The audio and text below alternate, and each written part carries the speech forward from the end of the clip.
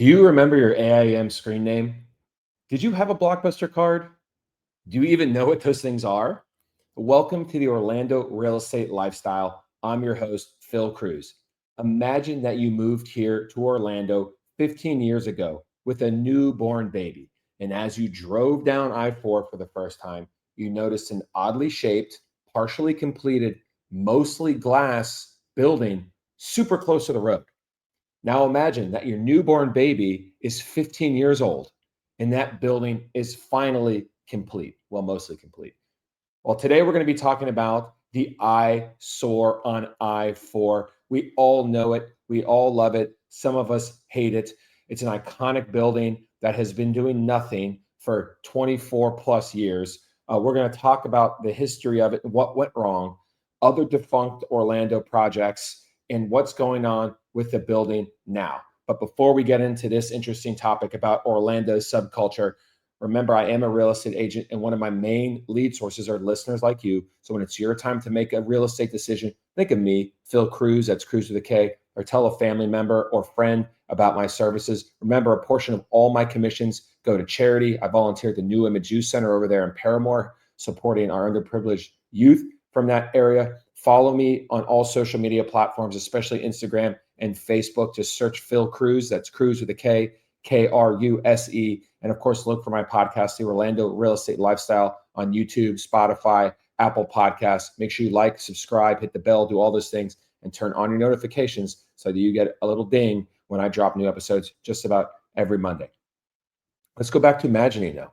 Now imagine that you're a faith-based broadcaster, and that you own your own faith-based broadcasting company, and you want to spread the word.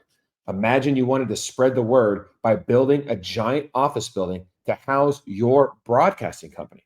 Now, as a faith-based company, you're used to getting all your funding from donations, right? So you don't bother getting a loan or taking on any debt. Now imagine it took you 24 years to build that building for your broadcast company. This is the story of Claude Bowers. Claude Bowers is a faith-based media leader and owner of Channel 55, also known as Super Channel. This is back when we had TV channels that people actually watched, unless you're one of the boomers listening out there. If so, you maybe remember this guy. He started this back with his wife in the late 70s and really started gaining some power and traction in the early 80s. So the late 70s, he started. In the early 80s is when he really started getting some momentum. So he wanted to build a building to house his empire, frankly.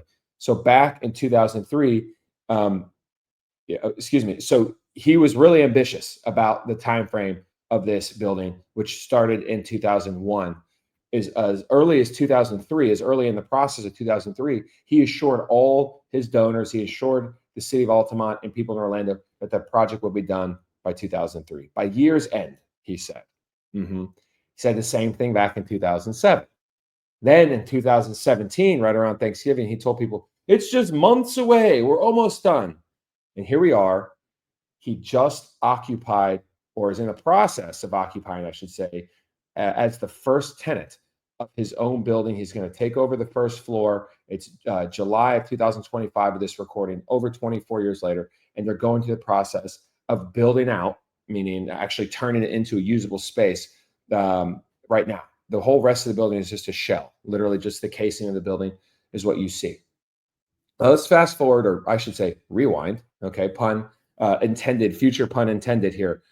But back at the beginning of the project, 2001. All right, right now it's 2025. I use ChatGPT to help me write this script.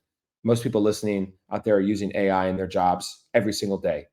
Back in 2001, there wasn't even a smartphone and there was no GPS.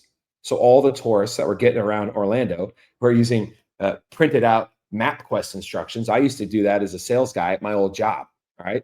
The kids in the back seat weren't looking at an iPad.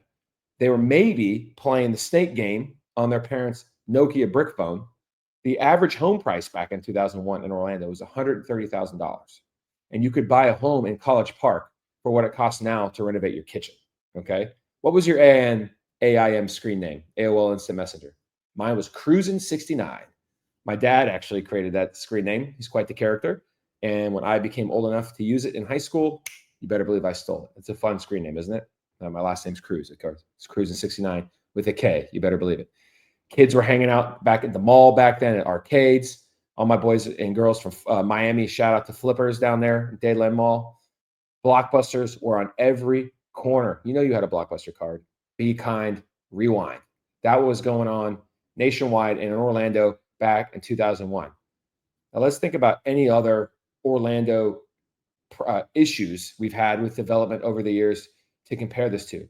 Because office buildings, imagine construction taking 24 years to be built, and somehow there's still a chance that the original owner can actually turn it into a successful project. So what can we compare it to? Have you ever heard of the Skyplex? Skyplex is a crazy story. Imagine you're riding the world's tallest roller coaster. You start outside, way up high in the top of a skyscraper.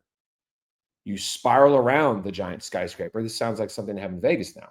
You go into and out of the building, and you end up being flipped upside down 7 times. This was the dream and the vision of the group that wanted to do the Skyplex skyscraper in Orlando back in 2012. They're ready to go. They had construction documents done, and they were stating that it was going to be done by the 2017, 2018 timeframe. Back when this project was getting started, or on paper anyway, I was working for a commercial air conditioning company selling commercial air conditioning, and I helped the engineer who was designing the air conditioning for this entire skyscraper project. We got to sit down and talk about all the crazy details. Like, oh my God, look at how big this thing is. We're designing air conditioning literally around the tracks of this skyscraper. It was really cool. Guess who got involved? Universal Studios got involved, and Universal Resorts was thinking about building Volcano Bay back then. Okay, they wanted the biggest thing on that strip near I-4 and Universal and all that stuff, and International Drive. They wanted the tallest structure to be the volcano that we can all see, that iconic volcano on Volcano Bay. Well, where this site was going to be, which was right by SeaWorld, it was going to be the tallest roller coaster in the world. It's going to be over 500 feet tall. It's going to be taller than that volcano. Universal threw their weight around, although they probably didn't make this public. I happen to know from the inside baseball. And they helped to shut down that project to make sure that when that volcano was built, it's the tallest structure on the skyline in that area. And you know what? It sure is. That poor company ended up going bankrupt. And of course, we never had it. Now, there was another dream.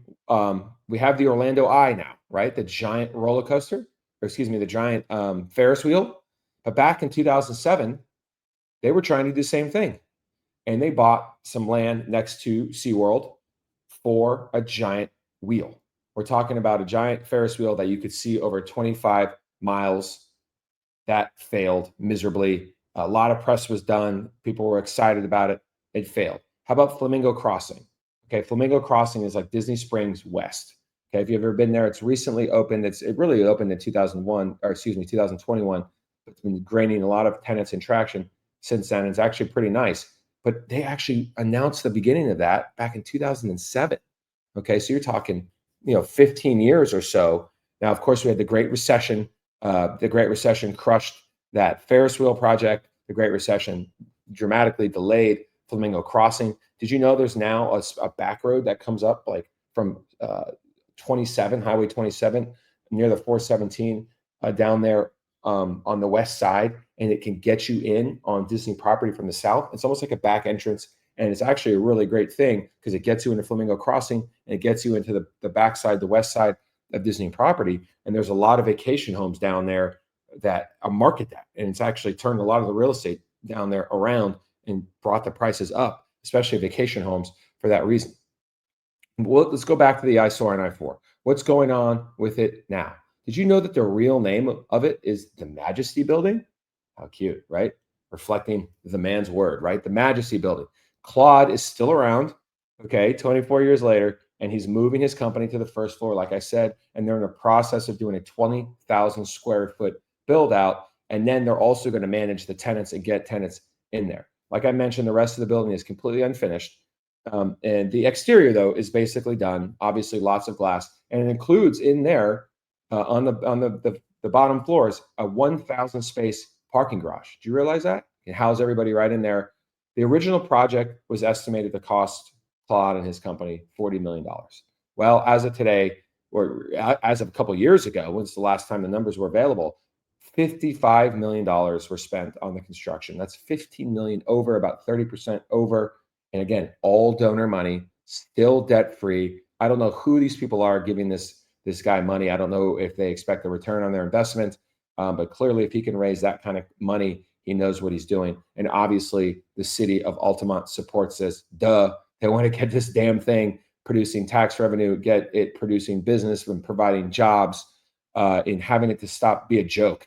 Did you know there's actually socks and iconic Orlando swag that shows I-4, the Eyesore and I-4? You've seen the memes online and on Instagram and stuff like that. It's finally slowly happening up there. Okay. Now, Orlando, as you know, I think Orlando is the best city in the US, and all major cities have their stories, have their folklores about ghost buildings and tragic projects that didn't happen or happened in a wacky sense like this one is. And the Eyesore on I-4 is our fun reminder that not all construction projects go well. Even commercial, supposedly heavily funded projects don't always go well.